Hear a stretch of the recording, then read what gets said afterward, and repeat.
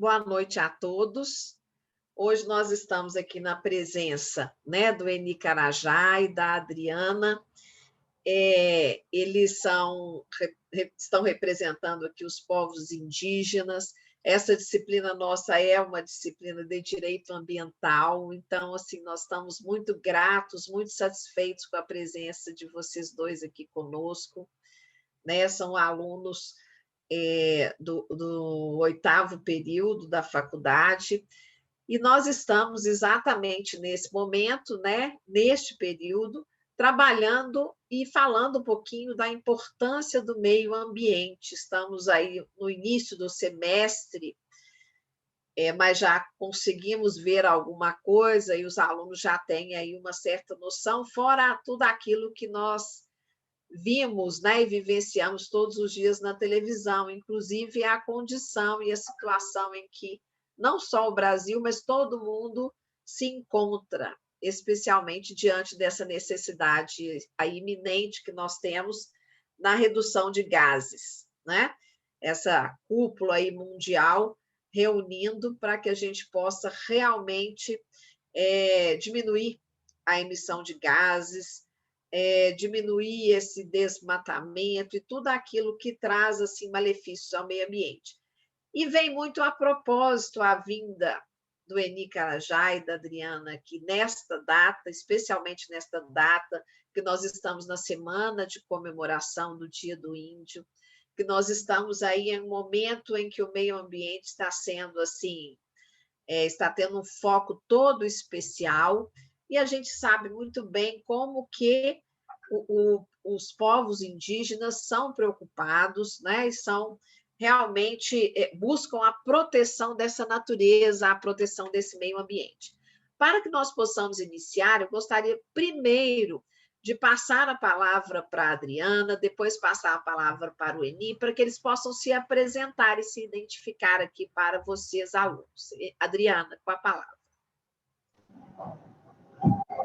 Canguicaiá, que na língua desbuco-acreri do meu povo significa boa noite.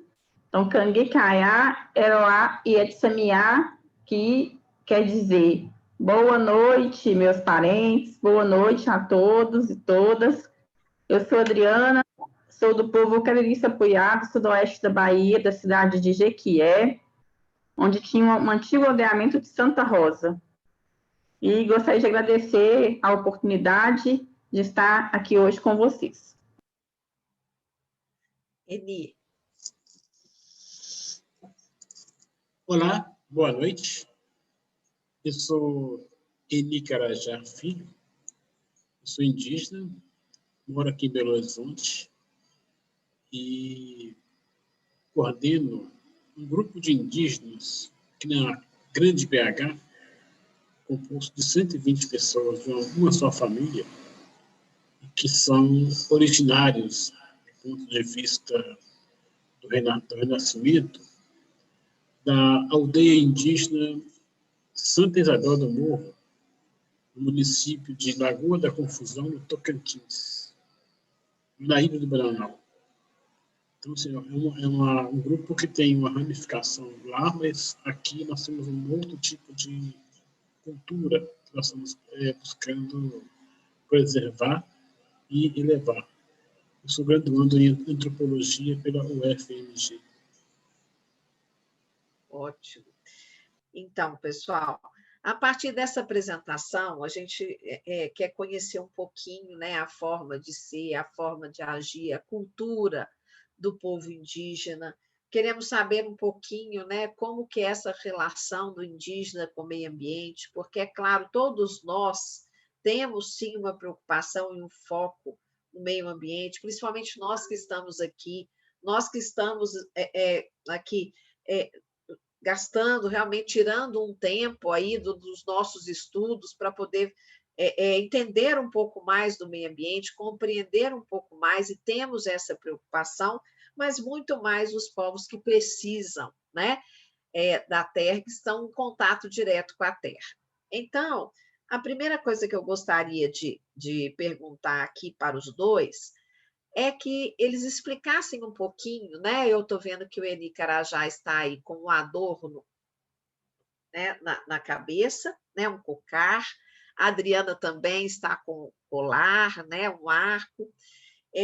Eu gostaria que vocês explicassem um pouco para a turma qual que é a simbologia disso que vocês estão usando e qual a relação disso com o meio ambiente, não é?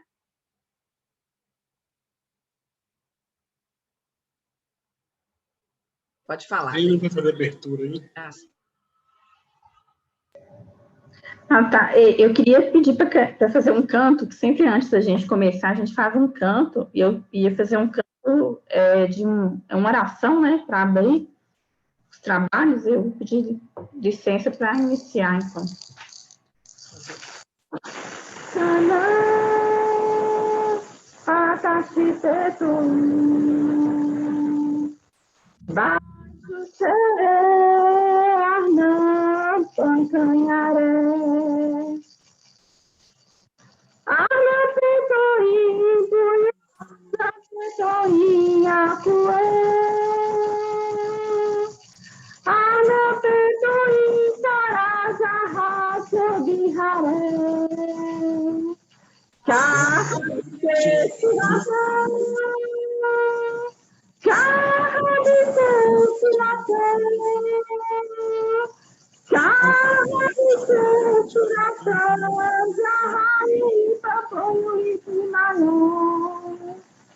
Na minha aldeia tem beleza sem plantar. Eu tenho arco, eu tenho a flecha, eu tenho raiz para curar. Então, esse canto, além de ser uma oração, né, do povo Pataxó e Pataxó Ranranran, ele fala da importância da natureza. Na minha aldeia tem beleza sem plantar, reconhecendo a beleza natural, né, do meio ambiente, tudo que tudo que tem no meio ambiente, a Mãe Terra oferece. E só que hoje em dia a gente não está mais vivenciando isso, né? A gente não tem mais aqueles arvoredos, as árvores. Então, é uma oração que nesse momento é um pouco triste, né? Deveria ser na minha aldeia, porque hoje em dia os territórios indígenas estão sendo aí afetados por vários empreendimentos, inclusive a mineração, a hidrelétrica, né? O agronegócio.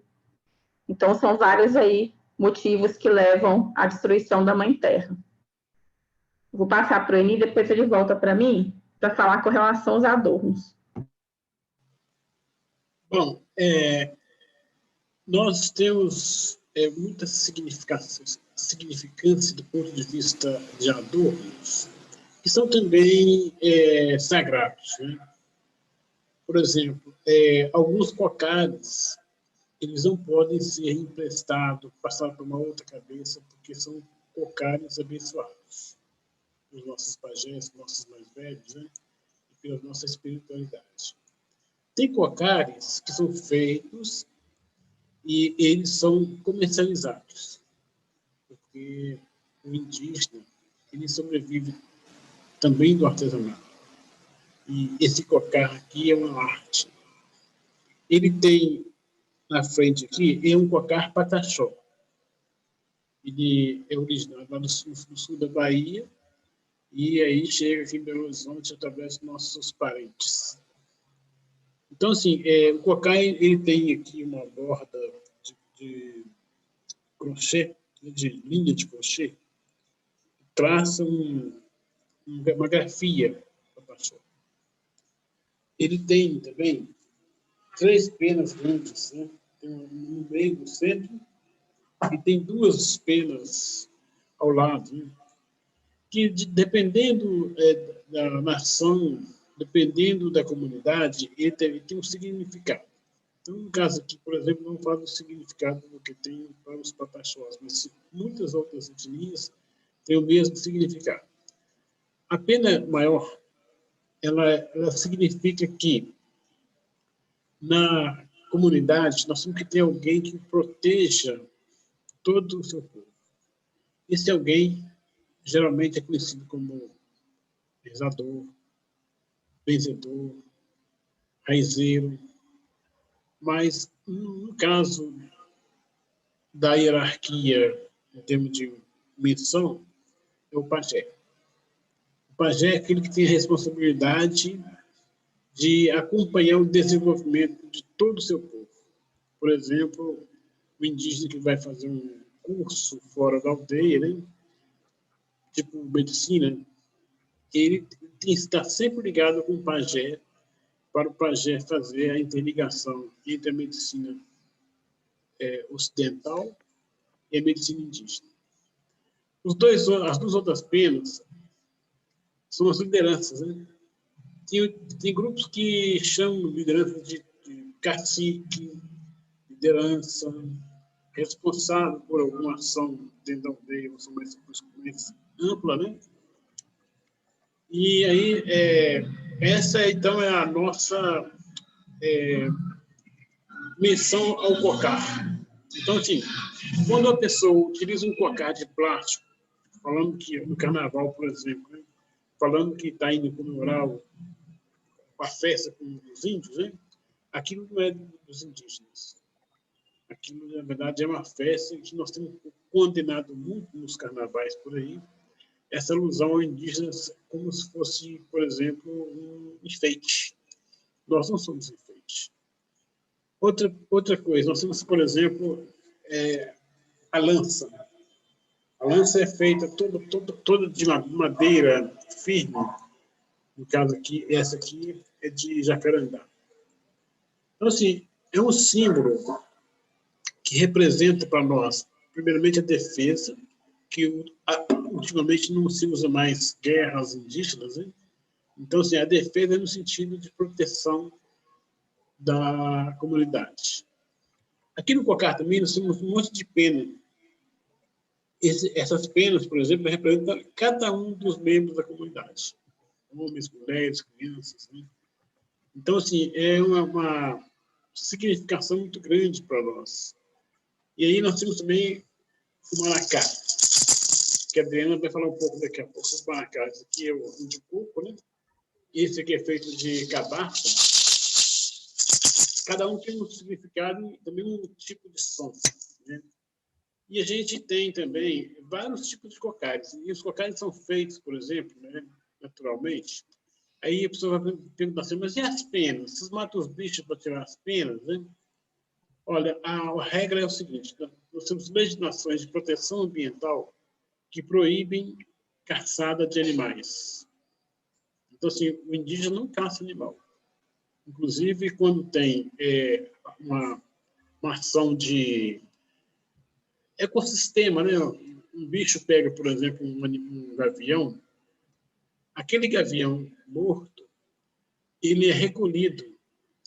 E aí é feito todo um ritual para que, com o tempo, as penas dele vai saindo. Essas penas são higienizadas e aí depois constrói-se, então, os adornos. Né? Eu vou falar um pouco também do próprio, da tiara que está com ela. Né? Então, assim, nós temos uma série de outras, né, referências, arco, flecha, nós temos borduna, né? Borduna mais pesada, mais maciça. Nós temos colares, temos guias, temos uma série de pulseiras, né? Brincos de pena e ou não de pena. Então, nós temos uma série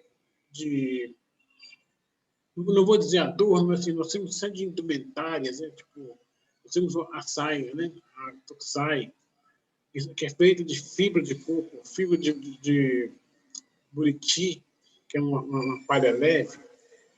Então, assim, um significado muito importante, porque ele representa para nós o que nós aproveitamos do meio ambiente, o que nós aproveitamos da natureza, o que nós aproveitamos também do ecossistema. Porque quando tem, por exemplo, um abate do animal, dependendo de alguns locais aqui no Brasil, esse animal significa para nós um totem, significa uma referência. Então, um pouco isso, essa questão dos adornos da professora Cíntia. Acho que ele falou bastante coisa, só para a gente aproveitar o tempo, eu vou mostrar aqui o que ele não falou. Esse aqui é um sutiã, um bustier.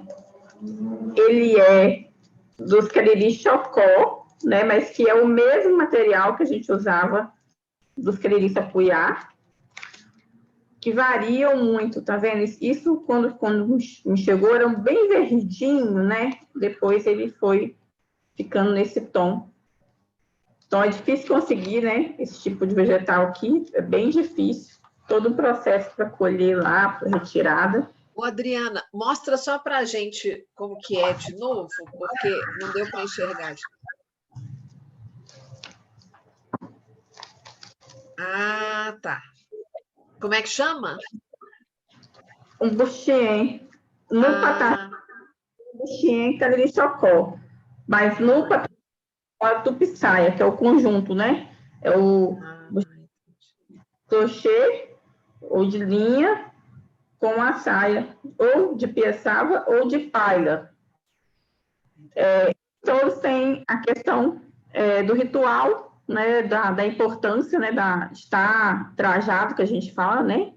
Os trajes também simbolizam, como o grafismo no rosto pode significar algum momento, por exemplo, a pintura de guerra, né, que a gente costuma fazer, aí usa o barro, o urucum, o genipapo, e também com o sentido de cura mesmo, né? O genipapo também tem um sentido de curar. A pintura corporal tem várias simbologias e significados. Os brincos também, eles são usados para as mulheres, né? As mulheres, elas, né? Então, a mulher, quando vai casar, ela tem uma forma. A pintura corporal também indica se ela é casada ou solteira. Então, há um reconhecimento, se aquela mulher eu posso me aproximar dela.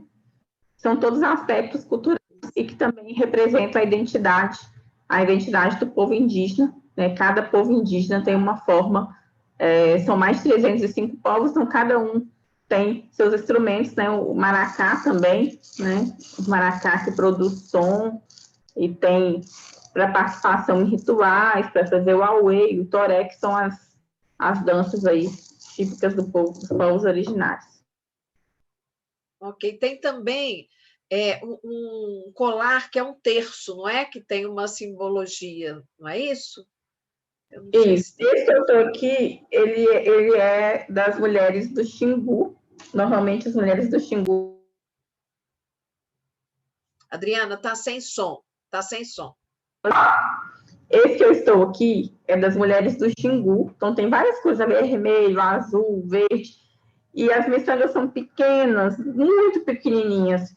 E as mulheres usam, né, para mostrar ali a identidade delas étnica e também a unificação ali do poder do protagonismo das mulheres do Xingu. Mas a gente tem colares que vão representar também a relação com os encantados, com os ancestrais. Então, se eu tenho um colar que passou por um ritual e que foi consagrado, falando com relação ao meu povo cariri, né? E aquele colar ele foi consagrado ali no ritual e ele foi ofertado por um ancestral. A gente tem 5 deuses, imagina. Cada deus representa uma coisa e, por curiosidade, a gente tem o deus da justiça, muito diferente, né, assim, dos outros povos. Nós temos um deus para lidar com a questão do direito. Ele chama Poditão e Politão. E ele fala o seguinte, que ele é bom com quem é bom, mas com quem é mau, ele é justo. Faz justiça com os bons e com os maus também. Então, eu acho muito interessante esse Deus, a figura desse Deus, né, da justiça. Então, quer dizer que aquele colar, por exemplo, consagrado a Poditão, que é o Deus da justiça, qualquer coisa que seja injustiça que venha sobre você, se houver uma ruptura daquele colar, você tem que se despregar. Então, você tem que afastar, porque aquilo foi direcionado para você. Que tem toda uma questão aí, cada povo tem uma forma de ver, mas no nosso caso é assim, né? Então, é bem interessante. Entendi. Ô, Adriana, você tinha falado, a gente tinha conversado a respeito dessa questão do pajé, né? Parece que essa situação do pajé, pelo que você falou, tem algo de hereditário, não é isso? você falou que você já seria como que predestinada para ser pajé, não é? Explica um pouquinho disso para a gente. Sim, no meu caso, ainda é um pouco mais complicado, no sentido que eu não posso realmente abrir mão, né? Eu falo que é uma convocatória, porque a minha mãe, ela é benzedeira, ela é rezadeira, e por parte de pai, a minha avó, ela é uma pajé, né? Então, ela traz já essa questão do ritual de cura, do cuidado. E a minha mãe sempre me estimulou a fazer algum curso da saúde, mais enfermagem, porque ela era parteira também, ela né, já foi parteira. Então, em outras vidas eu também já fui. Nosso povo, a gente tem a figura, já é o outro deus, que é o Bezemui, né? E esse deus, juntamente com outros dois, que é o Badizé e o Araquidizã, ele tem o poder de cura, de magia. Então, essa magia, ela afastaria a doença e traria a saúde. E ocorre que nós que somos pajés, predestinados, rezadeiras, ou que temos essa missão de cuidado, que não é só com ervo, mas com rezas, com outras coisas, estamos prejudicados com relação aos impactos ambientais, quando a gente tem a devastação do solo, do meio ambiente, a contaminação, e muitas das vezes, quando ocorre desastres ambientais com poluição do rio e do solo, não tem como a gente plantar, né? A gente tem muitas ervas que o solo não está dando, não adianta plantar porque o solo está contaminado. Então, a gente tem aí um impacto ambiental, os pajés têm um impacto ambiental muito forte, tem vários impactos aí produzidos por essa destruição do meio ambiente. Ok. Eni, quando você começou a sua fala e fez a sua apresentação para nós, você nos falou que vive em Belo Horizonte, não é? Então, a partir dessa informação, às vezes a gente tem uma falsa ideia, né, de que o indígena está sempre na aldeia. Então, eu gostaria que você colocasse para nós aqui um pouco a diferença, né, daquele indígena que vive em aldeia, aquele indígena que vive fora da aldeia, o indígena desaldeado, o indígena no contexto urbano, para que o pessoal possa entender um pouco mais, né, qual que é o significado e que todos eles têm a mesma ideia, a mesma crença, a mesma cultura, e que isso deve ser preservado, independente dele se encontrar na aldeia ou no contexto urbano. Fala um pouquinho para nós disso.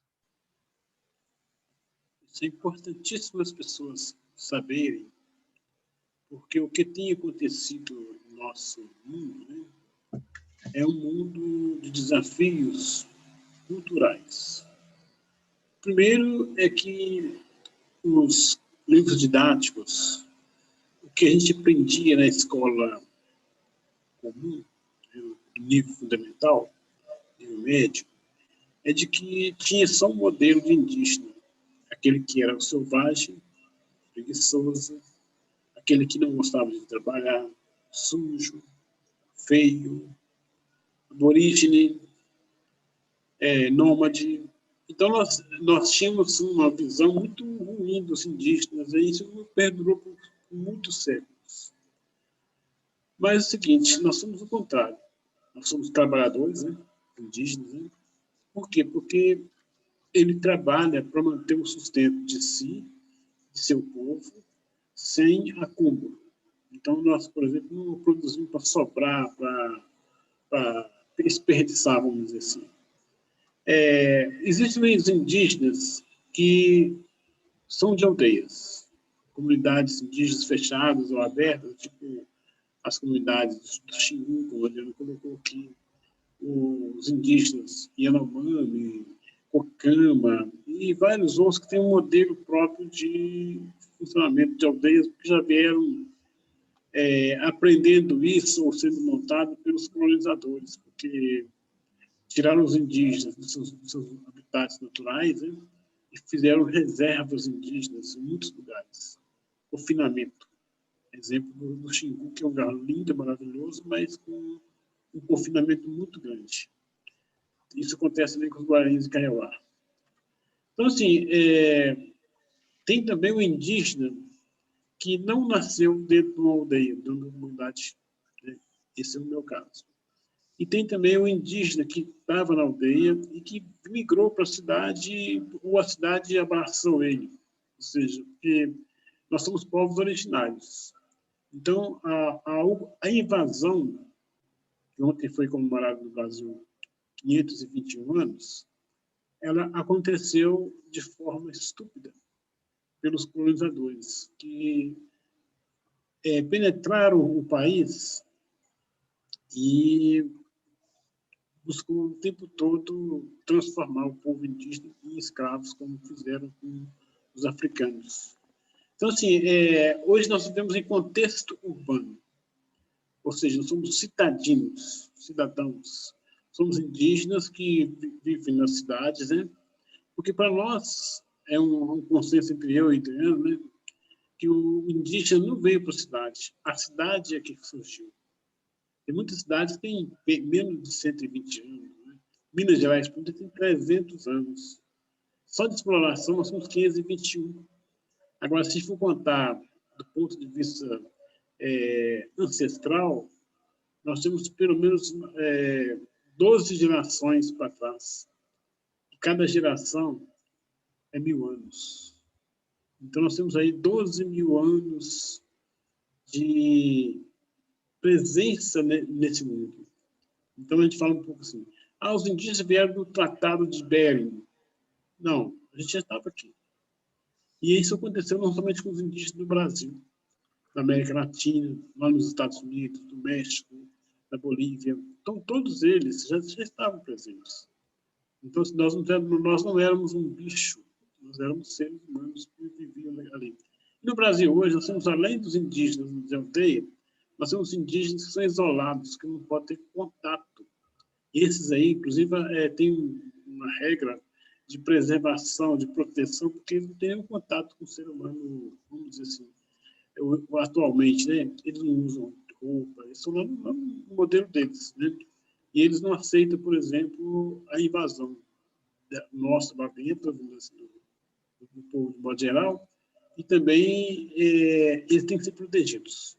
Infelizmente, atualmente, eles estão sendo, inclusive, provocados.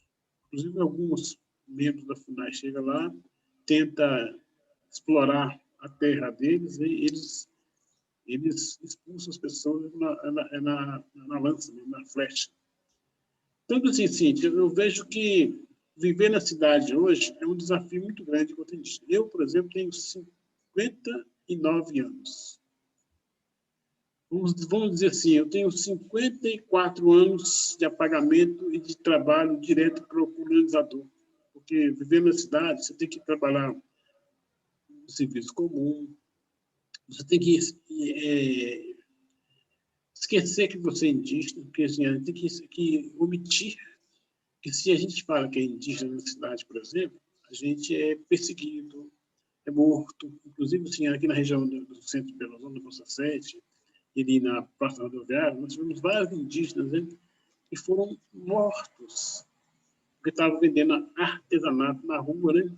Isso é um interesse, inclusive, do próprio lojista, de que não aceita, por exemplo, uma concorrência. Então, assim, mandava as pessoas fazerem a limpa. Isso acontece no mundo inteiro e a gente teve um momento muito grande de omissão, ou seja, uma omissão tática. Eu não sou indígena para me sobreviver. Então, assim, meu pai, por exemplo, ele, com 7 anos de idade, ele saiu da aldeia. Então, assim, ele viveu pouco na aldeia. Ele viu lá morrer o pai dele, o João, e a mãe dele, que é a Ana Carajá. Ou ele morria junto, ou ele saía. Ele saiu, foi andando. Como diz outro, vazou. E ganhou o mundo. Ganhando o mundo, ele foi muito bem tratado por outras pessoas, né? Famílias. Então, ele desenvolveu nessa peregrinação. Esse aí, sim, foi nômade. Ele se defendeu. E criou uma grande família que hoje está todo mundo em pé, cabeça erguida, aqui na região metropolitana de Belo Horizonte. Então, assim, é difícil. Eu, por exemplo, sim, o dia que eu estava com a Adriana num encontro no Cefete, que é perto onde eu morava, lá na Cabana, aqui em Belo Horizonte, é que foi assim, engraçado. fiquei o tempo todo trabalhando de graça para o colonizador. Agora é hora de a gente retomar um pouco a nossa origem e trabalhar para os nossos parentes, para a nossa natureza, para o nosso meio ambiente, para nossas vidas, que precisam preservadas com muita força. Então, assim, um pouco isso. Eu já fazia trabalho de indígena, mas não com tanto afinco como eu faço atualmente. Bom, Eni falou uma série de coisas importantes aqui para a gente, né, que a gente pode refletir e deve refletir sobre o assunto, e uma delas, né, é essa questão do apagamento que ele nos relata aqui, que é uma coisa muito cruel, é uma coisa muito triste, né, essa situação que ele nos apresenta aqui, que realmente, às vezes, o indígena, para viver nesse contexto urbano, ele tem que, às vezes, assim, quase que se omitir em alguns aspectos, né, que deixar de lado a cultura.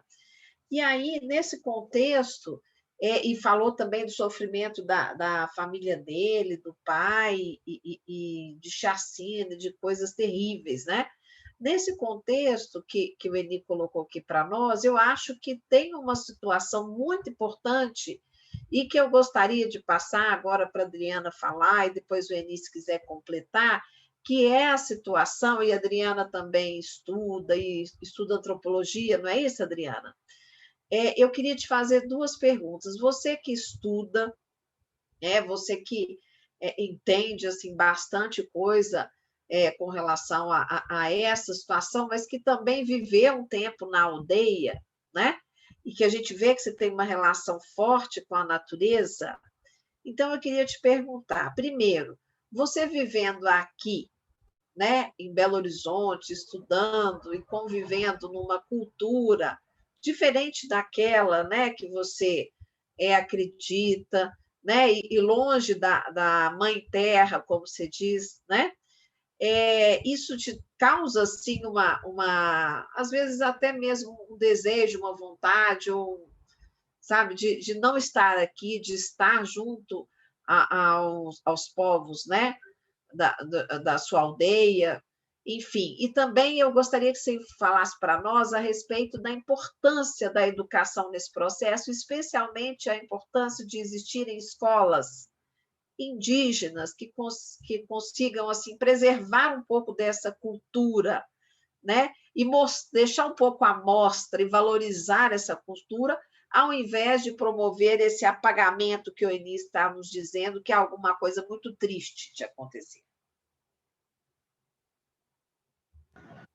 Então, eu vivi um tempo, né, na aldeia, ajudei a fundar a aldeia em 2017, na retomada. O que é retomada? É o território a qual nos pertence, é o território de onde que eu vim, de onde vieram os meus, né, e aquilo que eu sou. Então, tem um sentido muito forte ali, né? Se eu estou retomando um território, é porque alguém ali viveu que faz parte de mim, da minha história. Então, eu acho que os aspectos culturais, a gente sempre teve uma relação muito forte com a natureza, todos nós, até mesmo os não indígenas. O que ocorre é uma tentativa também dessa fragmentação, desvinculação com a natureza. A gente percebe que há todo um movimento na cidade, que foi trazido por esse processo de urbanização. Por exemplo, aqui em Belo Horizonte, a gente tem todos os rios sedimentados, né? Então, as pessoas só vão lembrar da existência do rio Arrudas quando ele vai e sai para fora no enchente. Existe uma teoria, eles chamam de alienação territorial, que é isso. É essa tentativa de afastamento total das pessoas do meio ambiente, para que tenha um plano de fundo que esconder os impactos gerados pelo neoliberalismo e o capitalismo. Porque se eu entendo que destruir um rio vai provocar vários problemas, inclusive culturais, né, como, por exemplo, o Porto Pataxó, né, a aldeia que eu fiz parte, que teve o desastre socioambiental em 2019, com o rompimento do Córrego do Feijão, aquele rio não era só um rio, ele tem todo um impacto para quem está na aldeia, que vivia, né, da caça, da pesca, e que tinha um rio também com um ritual, né, que o povo Pataxó ele é a própria água, então ele tem uma relação muito forte com o rio, mas também teve um impacto para quem vive na cidade, que é o abastecimento de água do Vale do Rio Paraopé abastecia 92% da região de Belo Horizonte.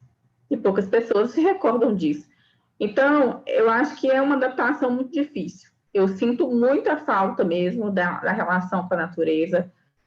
Aqui o ar não é a mesma coisa, eu acho que o ar aqui é extremamente contaminado, eu sinto esse impacto, né?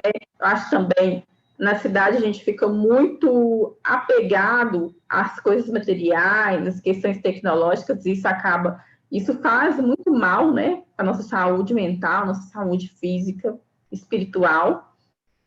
Então, eu confesso que é um pouco complicado.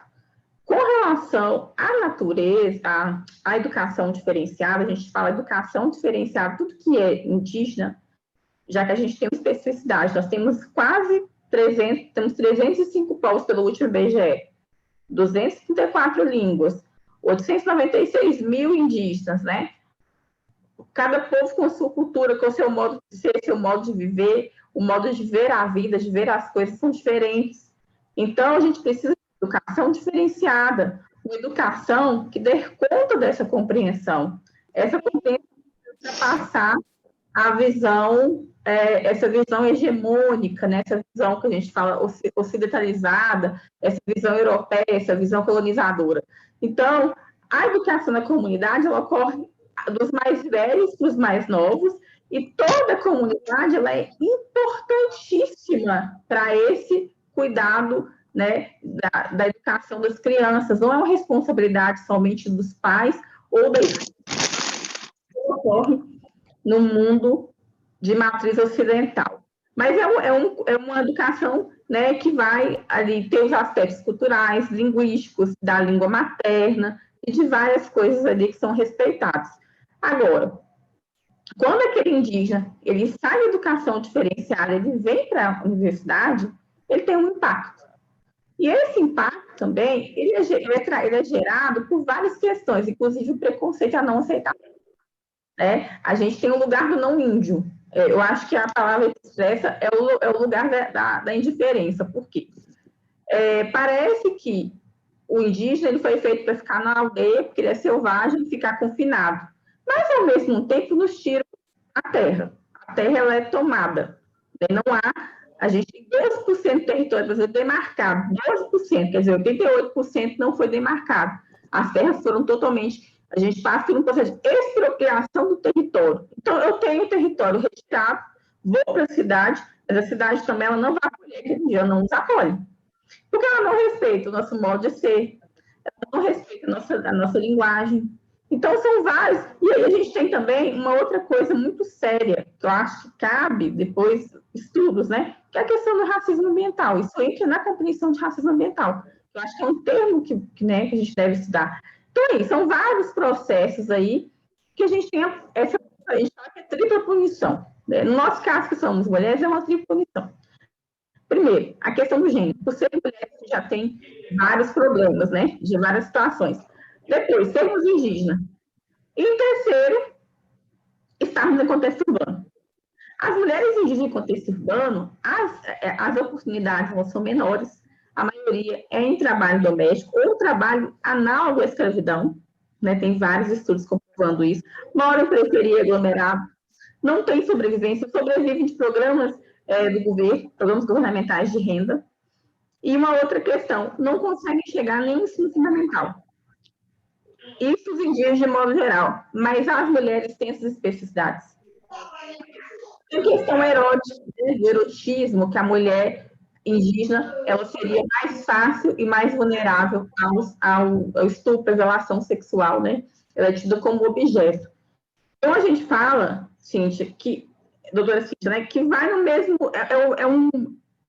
É um caminho ali, né? Há um caminho, porque da mesma forma que se trata a Mãe Terra, se trata também as mulheres. As violências cometidas contra as mulheres, elas vão na mesma frequência e intensidade que acomete a Mãe Natureza, as violações, né? Essa relação do sujeito-objeto, que tem a mulher como um objeto e tem a Mãe Terra como objeto. Não é a Terra que é nossa, somos nós que somos a Terra. A Terra não é para ser explorada, não é um objeto para ser violado. Ela tem algo, ela nos proporciona, ela nos dá algo, mas ela merece, ela tem que ser respeitada e valorizada. Muito bacana isso que você falou. Inclusive, essa comparação, assim, né? Não é, a Terra que é nossa, a gente é que é da Terra, né? E aí, falando dessa questão das terras, né? Eu gostaria que o Eni falasse um pouquinho, Eni, sobre essa importância, né? Se você entende que é realmente importante até os dias de hoje haver essa demarcação de terras indígenas e ainda essa questão assim, será que o índio realmente não é alguém que pode o indígena não pode contribuir para todo esse processo aí que nós precisamos passar por ele, de melhoria do meio ambiente, se a gente conseguisse entender um pouco mais esse povo e até mesmo nos inspirar em algumas formas de ser e de agir, e até como a Adriana falou, né, desapegar um pouco, porque muitas vezes o que a gente tem de poluição, de coisas ruins, né, na nossa terra, às vezes é o excesso de consumismo, é o excesso de querer muito, aí entra a questão das mineradoras, das madeireiras e todo esse processo. Então, queria que você falasse um pouquinho disso para a gente, Eni. Bom, eu vejo o seguinte, a inspiração que eu tenho, ela vem de meu pai, e ela vem também de uma ancestralidade muito antes dos meus avós. Meus avós, eu não tive a oportunidade de conhecê-los, eles faleceram bem cedo, né? Meu pai tinha 7 anos, isso foi em 1914. Mas é o seguinte, meu pai sempre me contou um pouco da trajetória dele, né? De criança para adolescente para adulto, para jovem adulto, né? E ele me inspirou muito na questão das lutas. Ele mesmo sabendo que perdeu um grande ente, né? Perdeu uma aldeia, né? Ele saiu da aldeia. Ele perdeu um território. Isso é muito sagrado, porque o indígena ele não pensa apenas na terra, como a gente chama, terra lote. Né? A terra é um significado muito mais amplo. E é o seguinte, ele me contava que nas passagens que ele teve, né, nas casas de família e tudo, ele percebia, enquanto indígena, o quanto o branco tratava o outro com desdém. E ele me falava o seguinte, que a luta que ele travou, né, para conquistar, por exemplo, habitação por um tanto de gente. Hoje a gente conhece um bairro aqui em Belo Horizonte, chama região da Cabana do Petromás, na região oeste, perto do IML, né, Detran. Ali foi uma localização onde, em 1962, eles organizaram a juventude estudantil, né, que vinha para a PUC, que a PUC tinha 3 anos de existência naquele período. E a PUC era uma grande universidade católica, né? Aquele promessa de um boom estudantil foi muito bom, né? Então, assim, vieram muita gente do interior. Meu pai foi um dos que veio para Belo Horizonte, e aí ele juntando com os operários, os estudantes, né? Eles derrubaram um eucaliptal naquela região para fazer a ocupação da cabana de Petromás. Então, assim, ele já contribuía naquele tempo com a habitação de outros, né? Que se nós formos analisar hoje, nós tínhamos uma casa que está preservada até hoje, mas assim, era um quarteirão. E ele o tempo todo assim, não, pega esse pedacinho para você. Ele dividia o que ele tinha para outras pessoas morarem, né? E hoje a gente paga aluguel. Mas é o seguinte, a luta pela terra, então, ela foi interessante naquele período, porque ele me ensinou a lutar não somente pela terra e território, lutar pela democracia, pela participação social, né? pelo voluntarismo também. Né? E aí é o seguinte, Cíntia, esse período, então, de ocupação da cabana, de organização social, de a estruturação de um grupo de pessoas que mantiveram aquela ocupação, que hoje é um grande bairro na região, com 70 mil habitantes, né? A gente percebe o seguinte, que tudo isso aí serve para mostrar que todos nós temos uma capacidade muito grande de ajudar o próximo, né? E aí é o seguinte, a natureza e o ambiente, eles precisam ser preservados. Por exemplo, por que todas as ruas são cimentadas? Por que a rede de esgoto ela não é tratada? Então, tem uma série de perguntas, né, que a gente imagina o seguinte, que se fosse tratado, por exemplo, nós não teríamos, por exemplo, hoje, muitas pessoas sem água. Que a água, por exemplo, que você vai jogando, vai desperdiçando. Naquele tempo lá dele, eles fizeram uma rede de esgoto com aro de pneu, que é uma coisa que o ambiente, né, detesta, né, pneu que demora a deteriorar. Os moradores juntaram, compraram caminhões e caminhões de aro de pneu, né, foram unindo um no outro, fizeram uma excelente rede de esgoto, com cimento. Então, assim, não precisava de Copasa naquele tempo, não, a Copasa não existia. Então, assim, eu vejo o seguinte, que o equilíbrio, né, da natureza, ele precisa de ser usado mais para o nosso bem viver. Então, assim, eu acho que nessa sua pergunta, assim, é um pouco isso, a intersolidariedade entre os povos é fundamental, por quê? Porque nós estamos tratando de gente. E, atualmente, com o reforço das políticas públicas, né, nós tivemos aí a desconstrução de tudo aquilo que era ruim para o ser humano. Então, assim, hoje, o cidadão ele sabe um pouco mais dos seus direitos, que até então ele não tinha direito. Né? A gente for analisar, por exemplo, a saúde, nós tínhamos um capítulo só em uma Constituição Federal de 1967, que falava um pouquinho sobre saúde. Demorou muito tempo para vir a de 88 para deixar um capítulo inteiro para a saúde. Isso é fruto de muita luta, não foi nenhuma conquista de política. Né? Então, assim, eu vejo que nós, indígenas, temos muitos desafios. Né? Um deles, central para mim, é de buscar a autodeterminação dos povos, a autodeclaração, porque é um absurdo quando uma pessoa fala assim, você não é indígena. Quem que tem que definir ser indígena? Não é a pessoa, não é o terceiro. Né?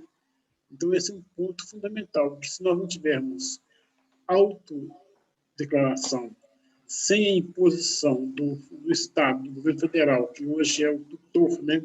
Ele se sente dono dos indígenas através da FUNAI. E depois a Adriana pode até dar um gancho para nós sobre a questão do SPI. Né? Então, assim, a gente pode imaginar o seguinte, que se a gente não falar assim, eu sou indígena e me auto-reconheço, ninguém vai me reconhecer. E numa família de 10 pessoas, por exemplo, pode ter alguém que fala assim, eu não sou indígena. Então, assim, a pessoa também tem o direito também de falar que eu não sou indígena. Isso chama autodeclaração, que está assegurado em legislações fortes, né, que é descumprido no Brasil. Isso aí é bem importante também, essa autodeclaração, né? Porque quem decide, quem define isso é só o próprio povo, né? E as próprias pessoas é que sabem, podem se autodeclarar. Não é o governo que vai definir essas questões. Essa autodeclaração, inclusive prevista na Convenção da OIT, é bem importante como um direito aí para o indígena. Agora, a Isamara, ela trouxe um questionamento aqui importante, né, Isamara? Você quer falar, Isamara? Fazer a sua pergunta, a Adriana comentou, mas você quer fazer a sua pergunta, Isamara? Só porque a Adriana comentou sobre essa questão da mulher ser vista como objeto sexual. Você não quer abrir seu vídeo, não? Nossa, professora, melhor não. Então tá, então vai lá. Pode falar. E a questão assim, porque na sociedade, né, em que a gente vive, a gente sabe como a mulher é realmente vista como objeto e temos muitos casos de estupro, né, essas questões, inclusive até feminicídio, por o homem às vezes achar que a mulher pertence a ele, né? E na questão indígena, assim, também tem esse poder do homem com a mulher, tem casos de estupro nos povos indígenas, de índio com índia mesmo, assim, que eu pergunto, sabe? Foi nesse sentido a minha pergunta. Então, Adriana. Isamara, tem sim, infelizmente tem. A gente tem estudos, né, sistemas de notificação, a gente tem um problema de subnotificação. A gente não consegue hoje que os protocolos de violência contra a mulher, os protocolos de violência, né, da Política Nacional de Prevenção da Violência, eles sejam efetivados dentro das comunidades. A gente tem um problema seríssimo nas comunidades de subnotificação desses dados e uma tentativa de silenciamento muito grande dessas mulheres e crianças e etc. A gente sabe, por esses dados, que 1 a cada 3 mulheres indígenas serão estrupadas ao longo da vida. É um dado extremamente impactante.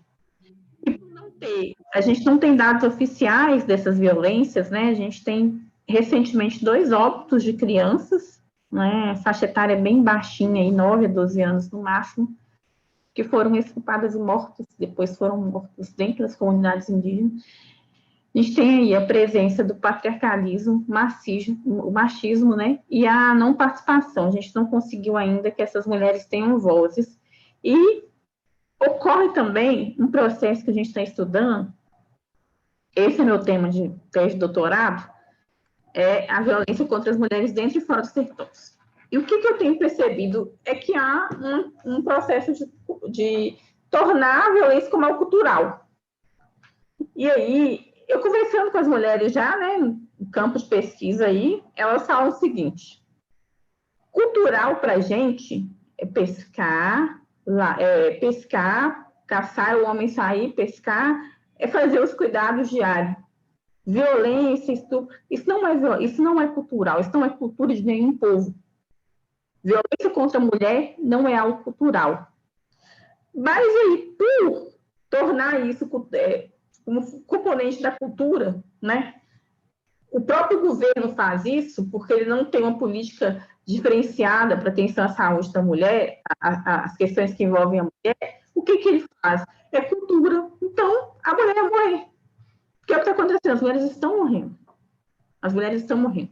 E a minha pesquisa de mestrado, eu compartilho com vocês que no final da pesquisa eu encontrei um dado alarmante e que me deixou péssima. Foi o pior resultado da minha pesquisa, que os casos de rapto de criança, sequestro de criança, que são os acolhimentos compulsórios que ocorrem nas instituições, né, especificamente do Guarani Kaiowá e Terena, 60% das crianças abrigadas são indígenas, ocorriam porque tinha um pano de fundo de violência sexual. A última entrevista realizada na pesquisa, a pessoa falou, eu fiquei acho que 2 anos, é o mestrado, né? A última conversa que eu tive com uma funcionária numa instituição governamental, que eu não vou citar o nome, ela falou: olha, eu fui retirada do meu cargo e quem te falou que isso acabou, isso não acabou. Isso foi em junho de 2019. Ela falou: isso não acabou. Recentemente, o abusador, porque se trata de indígena, e indígena é considerado criança de menos-valia, entrou no abrigo e sequestrou de dentro do abrigo um menino. E a maior parte das que são, né, sequestradas, né, que são recolhidas compulsoriamente, são meninas, e que tem essa questão da violência sexual, prostituição e até venda externa, né, para outros internacional, tráfico internacional de crianças, para esse objetivo. Sem palavras, né? Acho que não tem nem mais o que falar. Exatamente. Não, terrível. Eu achei importante a Adriana colocar essas questões aqui, né? E a colocação da aluna foi muito boa, muito pertinente, para que a gente tenha a ideia mesmo e consiga também fazer algo para mudar essa situação. É importante a Adriana estar estudando isso, estar trabalhando com essa questão, quem sabe também pode trazer algum resultado aí, esse trabalho dela possa ter um reflexo positivo aí, dentro e fora da comunidade indígena. Agora, só para nós já caminharmos para o fim, né? A conversa está excelente, mas eu gostaria só de perguntar para vocês, para esclarecer para os alunos aqui, com relação à Covid. O indígena, agora, diante dessa situação da Covid, como é que ele está sendo tratado? Realmente o indígena aceita a situação da vacina? Para ele é algo tranquilo ou não? Há uma resistência? Como é que o governo tem tratado essa situação com relação ao indígena? Eni.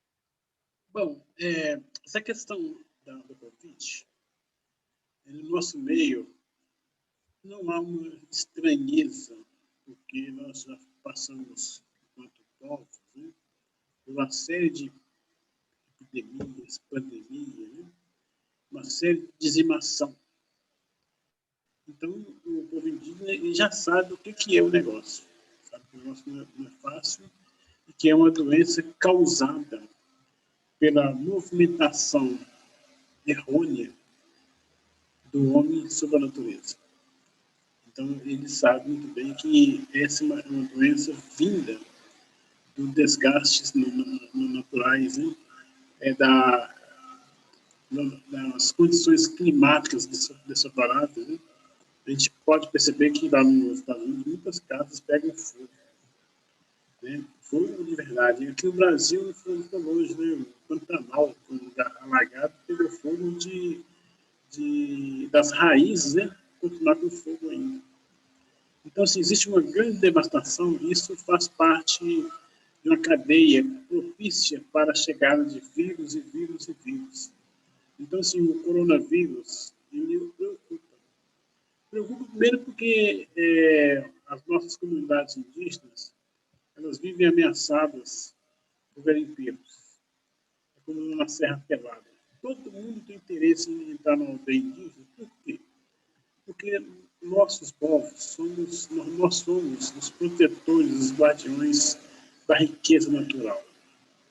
Então, debaixo dos nossos pés, tem muita riqueza. Tem petróleo, tem esmeralda, tem nióbio, tem tudo que vocês imaginarem de riqueza. Então, assim, a sanha que existe de ocupação, de invasão do nosso território, de passar usina hidrelétrica, de passar grandes rodovias, ferrovias, é no sentido de sugar a riqueza que nós protegemos. Outra coisa é que a doença coronavírus, então, ela pede algumas observações. Então, alguns grupos étnicos que definiram o isolamento da barreira sanitária grande para impedir as visitas de outros. Né? Porque no livro A Queda do Céu, Davi Capenaua, que é o Yanomami, ele e Bruce Alves escreveram um livro onde ele relata que os missionários chegavam com roupa contaminada para eles. Então, assim, o coronavírus ele tem que ser, no caso, observado todos esses requisitos. Mas esses mesmos missionários também têm feito uma campanha para que o indígena não tome vacina. Eles inventam um tanto de coisa que Deus prometeu para eles, que queriam tomar vacina vai dar salvo, sabe? E aí, assim, tem ainda esse dilema, né? E do outro lado, tem um outro muito grave, que é a questão da separação dos indígenas. O Plano Nacional de Vacinação e Imunização do Ministério da Saúde, ele determinou que para vacinar apenas os indígenas aldeados e em território homologado. Significa que os indígenas que vivem em contexto urbano, ou que vivem em cidades próximas das aldeias, por exemplo, né, eles não vão ser vacinados, tem que ser. E esses, inclusive, são os mais propensos a doenças, porque nós temos algumas questões de imunidade diferenciadas do homem no mundo ocidental, o branco, que a gente fala, né? Então, assim, existe uma discriminação, nós indígenas na cidade, nós não temos vacina, apesar de ter recomendação do Ministério Público Federal, decisão judicial, ter legislação que determina a vacinação de todos os indígenas, né? Nesse momento agora inicial, nós vamos ter ainda muito tempo para frente para ser vacinado, porque o governo não tem esse interesse de vacinar todo mundo, não. Outra coisa é a nossa relação, né? Nós entendemos o seguinte, que o coronavírus ele precisa de ser atacado, nós precisamos de vacinar sim, mas nós também temos que fazer algumas ligações com a nossa flora, a nossa botânica natural. Então, nós não podemos falar que apenas o remédio farmacêutico, né, ele vai curar o coronavírus nosso. Nós achamos que é importante ter ele associado às nossas práticas tradicionais do dia a dia. Então, assim, é uma doença grave. Nós achamos que é um absurdo chegar nessa cifra de mais de 380 mil pessoas mortas, né? Não precisava disso, mas assim, nós sabemos muito bem que é uma doença que aniquila muito. E nós estamos, inclusive, em projetos aqui em Minas Gerais, incentivando a proteção natural, isolamento social e distanciamento, inclusive com barreiras sanitárias feitas pelos próprios indígenas, porque o governo federal definiu que as barreiras sanitárias nas aldeias indígenas seriam feitas por soldados do Exército. Na verdade, eles querem espionar, né, onde eles vão atacar primeiro. Então, nós já estamos sabendo disso e estamos nos organizando. É isso um pouco. Ok. Gente, foi muito bom, excelente aqui a fala do Eni, né, da Adriana. A gente tem que agradecer demais os dois. Eu deixei um material aqui que o Eni disponibilizou para a gente, pessoal, aqui no chat, um material maravilhoso que fala um pouco da história aqui da família do Eni, um pouco da cultura, né, com fotografias, né, Eni, com a árvore genealógica dele, da família, um material muito bacana que foi produzido aí juntamente com o pessoal da FMG, não foi, Eni? Eu estou enganada. Sim, mas assim, eu acho importante deixar uma marca aqui, por exemplo. Eu tenho um grupo étnico, né? A Adriana também tem um grupo étnico. Ela é de um grupo que chama Cariri Sacuiá. E é o seguinte, às vezes tem a discriminação até porque ela tem o meu sobrenome. Entendeu? Tipo assim, a Adriana Carajá. Aí eles começam a fazer confusão deliberada, tá? Para desconstruir o ser indígena de cada um de nós. Então, assim, esse material específico, assim, nós estamos trabalhando, inclusive, para escrever a história dos demais indígenas da região metropolitana. E eu dentro na coordenação desse trabalho, que é de revelar como é que vivem os Uaraus aqui em Belo Horizonte, que são os indígenas da Venezuela, que estão na cidade, os Quechuas, os Ticuna, os Aramãs, os outros grupos indígenas, né, que estão na cidade, padecendo como nós também padecemos, e que estão lutando para o reconhecimento étnico e também esse reconhecimento da população, porque não adianta um Estado lá que representa a gente se o povo não é solidário conosco. Então, nós achamos que é importantíssimo. E a Adriana, nós estamos fazendo um trabalho bacana aqui na cidade também de despertar a cultura indígena para a população de Belo Horizonte do Estado. Ótimo, excelente. Alguém quer fazer alguma pergunta, gente? Porque o horário da aula já está chegando aí ao fim, e se alguém tiver alguma pergunta, pode fazer, viu? Igual a pergunta da Isamara, que foi sensacional, foi maravilhosa. Se alguém tiver alguma questão, alguma colocação, mas se não, então eu vou passar para a Adriane, para o Eni, para despedir também de vocês, né? Agradecendo desde já a participação dos dois, que foi maravilhosa, importantíssima para nós aqui. Nós gravamos, os alunos vão ter a oportunidade de ouvir novamente, de ver, né? Se tiver alguma dúvida, a gente pode mandar um questionamento para o Eni, para a Adriana, né? Pelo WhatsApp ou qualquer coisa, e eles nos respondem, né? Se tiver algum esclarecimento também. E eu vou passar a palavra para a Adriana e depois para o Eni, para a gente poder encerrar. Adriana. Tá? Tem a palavra. Gente, só tenho a agradecer. Na minha língua é Buió, e na Tequié, e no Pachorrã na língua do guerreiro Pataxó é Aueri. Muito obrigada. Agradecer pela oportunidade. E qual que é a relação que a gente estabelece, então, com a questão do direito ambiental? Nós, povos indígenas, somos guardiões da floresta, a gente defende o território. Nós somos parte do território e pertencemos à Mãe Terra. Então, nós estamos vivendo um momento de ataque aos povos indígenas, né? E com a pandemia do Covid-19, a gente tem o quê? O passar com boiada, né? Que vai ter uma fala de um ex-ministro, né? Do governo, que é isso. Com a pandemia do Covid-19, a gente tem aí a invasão, né? As tentativas de invasão dos territórios tradicionais para o quê? Para a mineração nunca trabalhou tanto, as hidrelétricas, né, a questão do agronegócio, e tudo isso é muito de encontro com as nossas concepções do que o bem viver, né, que é essa noção da relação com a natureza. Os povos indígenas da natureza são um só. Então, matar, destruir os povos indígenas, destruir a natureza, destruir todas essas questões. E pensar que nós somos povos originários, né? E o povo brasileiro, ele é formado por quem? Pelos povos indígenas e africanos. Acho que nós temos que ter esse pertencimento. Então, nós, né, nesse mês de abril, a gente tem que pensar que o Dia do Índio tinha que ser todos os dias. E o que vocês podem fazer para nos ajudar? Eu acho importante a iniciativa da professora para dar visibilidade à causa indígena, dar visibilidade à causa ambiental, essa questão do racismo ambiental, a ausência de demarcação de terras indígenas, né? As tentativas, né, de tirar o direito da autodeclaração, que foi recente a resolução 4 da FUNAI.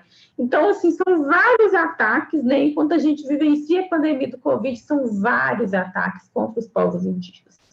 E pensar que nós éramos uma população de 5 milhões, agora somos 900 mil, pelo último censo do IBGE, que nem vai ter mais, o IBGE é só o ano que vem.